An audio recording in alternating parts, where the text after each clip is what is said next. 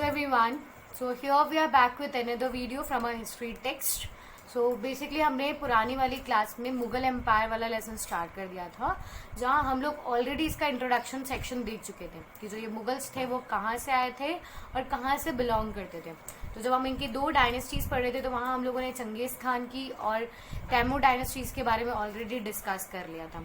तो वहाँ आपको जो चंगेज खान की मेमोरी थी जो एक मैसाकरे से रिलेटेड था वो हम ऑलरेडी डिस्कस कर चुके थे कि क्यों उन्हें पसंद नहीं था, ठीक है, कि उन्हें कोई भी मंगोल या मुगल बोले। ओके, पर वहीं पे हम लोगों ने सेकेंड हैंड पे देखा था कि अगर उन्हें कोई बोलता था कि आप तैमूर डायनेस्टी से बिलोंग करते हो या आपके एंसेस्टर तैमूर थे तो उन्हें काफ़ी प्राउड फील होता था। तो यही जो क्वेश्चन था, ये particular statement that why the Mughals felt proud over their Timurid ancestors, तो ये आपको क्वेश्चन दिया गया था।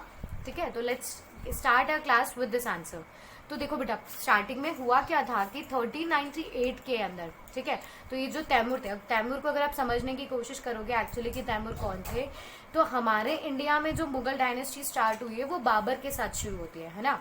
तो बाबर के जो ग्रेट ग्रैंड फादर थे, ठीक है, उनका जो वो थे तैमूर, मतलब अगर मैं थर्ड जनरेशन की बात करूँ कि पहले बाबर है, उनके फादर है, फिर उनके फादर और उनके भी फादर जो आ जाएंगे थर्ड जनरेशन पे, वो कौन थे? तैमूर। ठीक है, तो तैमूर के साथ में जो मतलब तैमूर जो थे वो इंडिया में आए थे और उन्होंने दिल्ली पर अटैक किया था 1398 के अंदर, और उन्होंने दिल्ली पे कंट्रोल गेन कर लिया था। ठीक है, तो अब जैसे हमारे साथ भी होता है ना कि अगर हमारे जो अगर दादा या परदादा कभी कोई आर्मी में रहे हों या उन्हें कोई मेडल वगैरह अवार्ड वगैरह मिला हो तो हम उनके नाम को बहुत ग्लोरी से आज भी याद करते हैं कि देखो मेरे दादा ने ऐसे किया था, मेरे परदादा ने ऐसे किया था। तो वही चीज़ मैनर में मुगल्स भी यूज़ किया करते थे। ठीक है, वो तैमूर के नाम को इस तरह से यूज़ किया करते थे जैसे उन्होंने बहुत बहादुरी का काम किया है, उन्होंने दिल्ली के ऊपर कंट्रोल गेन करने की कोशिश की थी। ओके, सो यहाँ से बेसिकली आपको समझ आ जाता है कि उन्हें क्यों ज़्यादा पसंद था कि उन्हें कोई तैमूर के नाम से एसोसिएट करे। फाइन, तो हम लोगों की जो स्टोरी है हमें वहाँ पे तैमूर को याद नहीं करना है, हमें बस तैमूर समझना है कि हमारे जो ये मुगल एरा स्टार्ट होगा, ओके, उस मुगल एरा की जो स्टार्टिंग इनिशियली जब उन्होंने हमारे इंडिया में आए थे तो वो 1398 के अंदर तो तैमूर आए थे। पर हमारी एक्चुअली अगर आपसे क्वेश्चन पूछा जाएगा who was the first Mughal emperor, तो आपको वहाँ पे बाबर का नाम बताना है। वो बाबर ही था जिसने इंडिया में आकर के इंडिया के ऊपर अटैक किया था और इंडियन रूलर्स के ऊपर कब्जा करने के बाद में उन्होंने मुगल डायनेस्टी को इस्टेब्लिश किया था। ओके, तो अब बेसिकली आपको यहाँ पे बाबर की हिस्ट्री भी समझनी पड़ेगी कि बाबर जो है वो 1526 में आते हैं इंडिया में और 30 में। अब ऐसा तो नहीं था ना कि बाबर इंडिया में बॉर्न होते और यहीं से वो अपना रूल इस्टेब्लिश कर लेते हैं। ठीक है, इससे पहले जो बाबर थे वो हमने समझ चुके थे हम लोग कि वो कहाँ से आए, वो ईरान, इराक, टर्की से आए हैं, है ना। तो वहाँ से आने के बाद में वो मतलब इनकी पुरानी स्टोरी क्या होती है बेटा कि वो फरगाना से, मतलब प्रॉपरली अगर मैं बात करूँ तो वो फरगाना में उनकी डायनेस्टी हुआ करती थी। जब वो 12 इयर्स ओल्ड थे तब उन्होंने फरगाना को अटैक किया था और 1494 के अंदर उन्होंने फरगाना के ऊपर कैप्चर कर लिया था, जब वो केवल 12 साल के लिए। ठीक है, तो वो प्लेस उनके लिए इतनी ज़्यादा इंपॉर्टेंट क्यों हो गई थी कि एक बहुत कम उम्र में, ठीक है, उन्होंने अपना रूल वहाँ पे इस्टेब्लिश कर लिया था। और सेकंड इंपॉर्टेंट चीज़ ये हुई थी कि उन्होंने अपनी लाइफ का एक बहुत, मतलब बोलते हैं ना कि एक लंबा पीरियड उन्होंने वहाँ स्पेंड किया था, जैसे मतलब 20 to 25 ईयर्स जो उनका लाइफ ड्यूरेशन रहा था वो फरगाना में उन्होंने मतलब रूल किया था। तो फरगाना के साथ अब क्या होता है कि, ठीक है, तो फरगाना में उन्होंने मतलब काफ़ी अपना 20 to 25 ईयर्स का लाइफ स्पैन वहाँ पे निकाला। फिर वहाँ क्या होता है कि जो एक अदर, मतलब आपने देखा था कि मंगल्स भी, अब जैसे इन्हीं की फैमिली में कोई था कि उन्होंने क्या किया था, मंगल का एक और दूसरा ग्रुप था जिसका नाम था उज़्बक्स।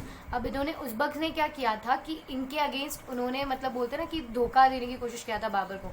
तो बाबर को जब धोखा दिया और उसने वहाँ पर डिफीट करके उन्होंने इस एरिया पे कंट्रोल कर लिया था। तो बेसिकली आप यहाँ पे समझोगे कि बाबर ने 12 साल की उम्र में एक राज्य स्टैब्लिश किया है, एक एम्पायर स्टैब्लिश किया है, और थोड़े टाइम बाद में क्या होता है कि उन्हीं की फैमिली का कोई और दूसरा मंगोल ग्रुप उन पर अटैक करता है, उस एरिया को वो एनेक्स कर लेते हैं, अपने कंट्रोल में ले आते हैं। ओके, तो अब यहाँ से जो बाबर है उनको फोर्स कर दिया जाता है, वो यहाँ से भाग जाते हैं। ठीक है, यहाँ उनकी डिफीट हो जाती है।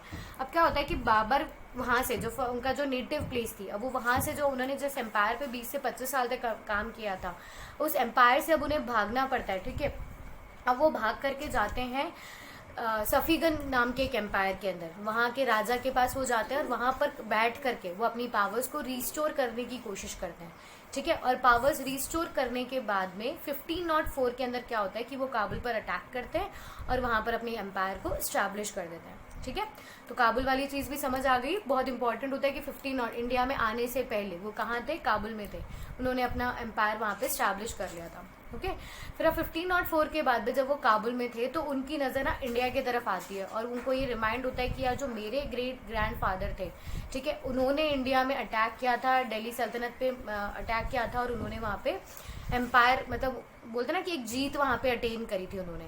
तो उनको भी एक मतलब लगता है कि यार इंडिया एक ऐसी जगह हो सकती है जहाँ मैं अपना एक स्टेबल मैनर के अंदर अपना एम्पायर खड़ा कर सकता हूँ। तो क्या होता है, this brings him to India in 1526। अगर अब आप इसको पर्टिकुलरली इंडियन मैप को देखोगे तो आपको बहुत अच्छे से पता है कि हमारे इंडिया की जोग्राफिकल लोकेशन अगर हम समझेंगे, है ना बेटा। तो अब अगर आपको पता है कि नॉर्थ में हमारे पास क्या है, हिमालयन माउंटेन्स है। Okay, just a minute.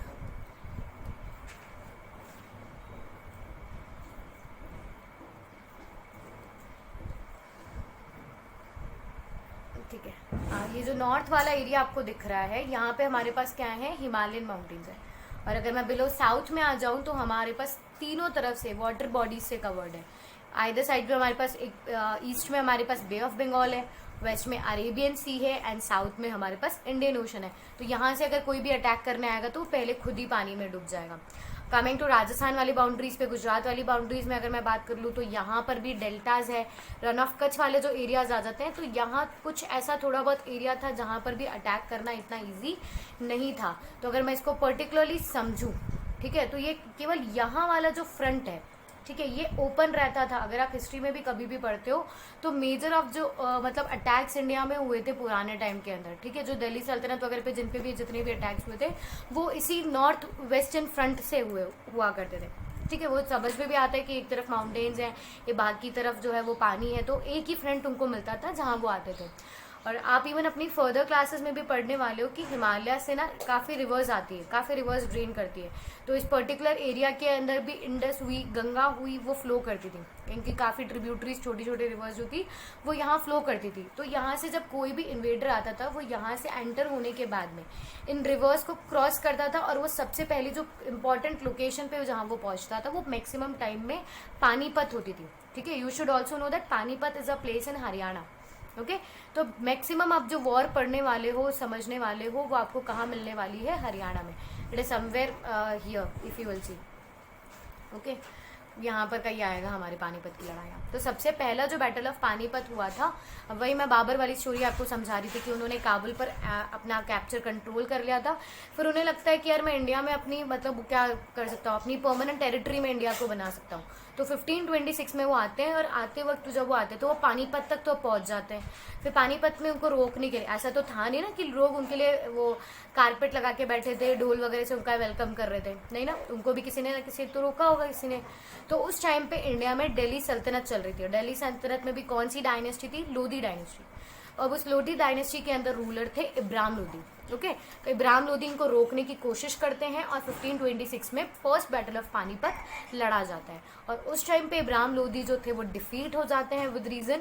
और इस दैट 1526 वो एक स्टार्टिंग हो जाती है मुगल एम्पायर। इब्राहिम लोधी के डिफीट के साथ में जो पूरा दिल्ली सल्तनत का कंट्रोल होता है वो चला जाता है बाबर के पास में। ओके, तो अब आपको एक और चीज़ तो समझ आ गई है कि मैक्सिमम वॉर जो है वो पानीपत पे क्यों हुई है। उसके बाद में जब आप लोगों ने दिल्ली सल्तनत पढ़ा होगा तब आप लोगों ने ये भी पढ़ा था कि लोधी डायनेस्टी काफ़ी पावरफुल थी और जो इब्राहिम लोधी थे वो भी काफ़ी पावरफुल थे। तो ऐसा क्या होता है बाबर और लोधी के बीच में कि बाबर जीत जाता है और लोधी जो है वो हार जाता है।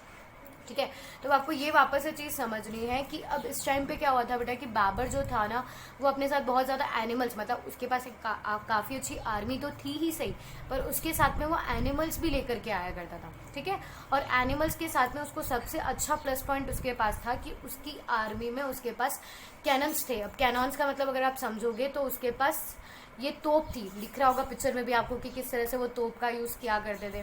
इवन तोप का यूज़ तो अब इस तरह से इतना इफेक्टिव यूज़ था उसका कि आप ये समझो कि इवन एक बार क्या हुआ था कि इनकी राणा सांगा से बाबर की लड़ाई हुई थी राणा सांगा से। ठीक है, तो अब बाबर ने उस टाइम पे भी इन कैनन्स का यूज़ किया था। तो एक तरफ पे अगर हम देखेंगे तो एक तरफ पे राणा सांगा की मतलब पूरी आर्मी खड़ी है और एक तरफ पे बाबर अपनी आर्मी लेकर के खड़ा है। तो अब क्या होता है कि मतलब राणा सांगा अपने एलिफेंट्स वगैरह को भेजते हैं, ठीक है, वॉर में इनके ऊपर अटैक, बाबर के ऊपर अटैक करने के लिए। बाबर वहाँ से भेजता है, मतलब वो इन कैनन्स को छोड़ देता है। तो आप लोगों ने सबने एलिफेंट और एंट वाली स्टोरी तो सुनी होगी, है ना, कि कैसे एक छोटी सी चींटी एलिफेंट के कान में जाकर के उसको मतलब कैसे उसको कंट्रोल कर लेती है। तो पता इवन यहाँ मतलब ये सिचुएशन आप इसको समझने की कोशिश करो कि राणा सांगा ने जिन एलिफेंट्स को बाबर के ऊपर अटैक करने के लिए भेजा था, इन कैनन्स की आवाज़ सुन के, इन कैनन्स का अटैक फील करके जो एलिफेंट्स थे उन्होंने बाबर की आर्मी पे ना अटैक करके वो वापस से सब रिवर्ट हो गए थे कहाँ पर, राणा सांगा के आर्मी के ऊपर। ओके, तो मतलब आपको यहाँ से क्या समझ आ रहा है कि उसने किस तरह से इन कैनन्स का, इन वेपन्स का यूज़ किया था, और एक यही इसका एक पॉजिटिव फ्रंट था जिसकी वजह से ये इवन बैटल ऑफ पानीपत ये बहुत इफेक्टिव मैनर के अंदर जीत पाया था। ओके, अब वो जीतने के बाद में 1526 में इन्होंने अपना जो रूल है वो यहाँ पे प्रॉपरली इंडिया में स्टैब्लिश कर लिया था। तो आपको एक इफेक्टिव रूल 1526 से लेकर के 30 तक की जो स्टोरी थी वो तो आपको समझ में आ ही चुकी होगी, है ना। इसके बाद में हम लोग ऑलरेडी इसको डिस्कस कर चुके थे कि इनका इफेक्टिव रूल जो है वो 1857 तक चला है। ये हम लोगों ने कल भी डिस्कस किया था कि 1857 में रिवॉल्ट होता है। लास्ट जो इनका पावरफुल रूलर है वो यहाँ पर 1857 तक ही आएगा, ठीक है। उसके बाद में मैंने आपको इवन ये भी बताया था कि बहादुर शाह जफर जो थे उन्होंने और ऐसे एक दो और रूलर आएंगे जिन्होंने आगे के 100 ईयर्स भी और रूल किया है।